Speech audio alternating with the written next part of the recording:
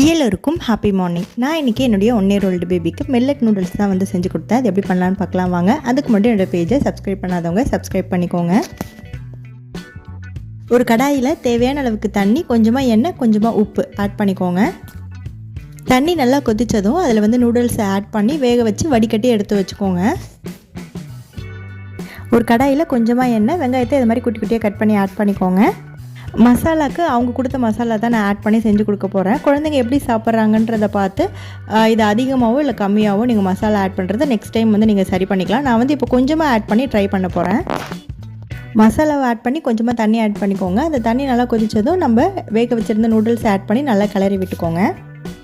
நான் இன்றைக்கி கொஞ்சமாக கெச்சப் ஆட் பண்ணுறேன். உங்ககிட்ட இருந்தால் ஆட் பண்ணிக்கோங்க, இல்லைனாலும் ஓகே தான். குழந்தைங்க விரும்பி சாப்பிட்றாங்க அப்படின்னாக்கா நீங்கள் நெக்ஸ்ட் டைம் செய்யும்போது கண்டிப்பாக வெஜ்ஜஸில் ஆட் பண்ணி செஞ்சு கொடுங்க. கண்டிப்பாக ட்ரை பண்ணி பார்த்துட்டு கமெண்ட்ஸில் சொல்லுங்கள். எல்லோருக்கும் ஹேவ் அ நைஸ் டே.